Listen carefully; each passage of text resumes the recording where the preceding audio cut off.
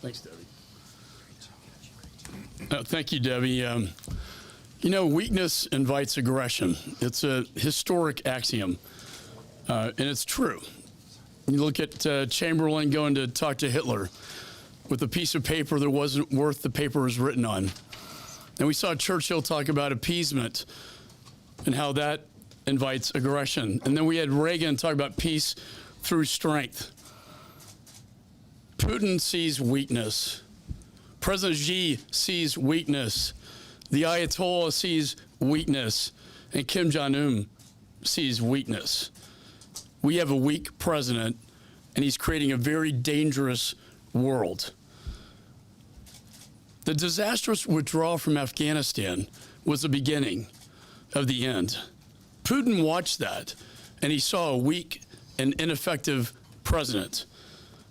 The waiver of Nord Stream 2 sanctions that we passed in Congress, bipartisan, by the way, to put congressional mandatory sanctions, this president waives them in the national security interest of the United States.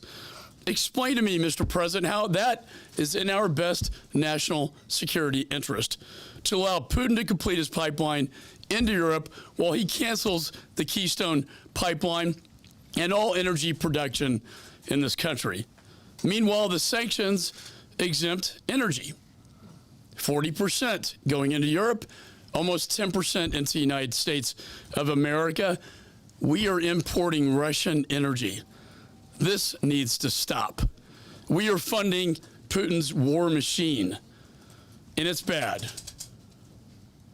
40 miles of tanks are lined up just north of Kyiv as I speak, getting ready to move in with these thermobaric bombs that suck the oxygen out of the air and inflame the lungs with fire. They kill children. It is actually, I believe, a war crime. These carve-out sanctions need to go. We need to get tough on this administration, get tough on Putin.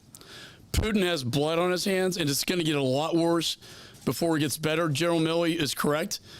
They're going to win, but they're going to lose in the end.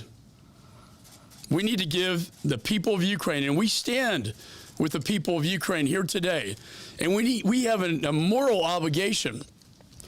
They're not a NATO ally, but we have a moral obligation to give them every weapon and every assistance we possibly can. This administration held up on the assistance that I signed off on in Congress in November, held it up. It's just now coming in. And now they're saying, well, after an invasion, that's more difficult. This is malfeasance, it's negligence, it's actually it's criminal. I want to leave you with a quote from a text from a Russian soldier who was killed, got a smartphone, and it was read at the United Nations by the permanent representative of Ukraine to the United Nations. It says, "I'm afraid." And it's a letter to his mom, a text to his mom. And it shows you how deceptive and what a monster Putin is.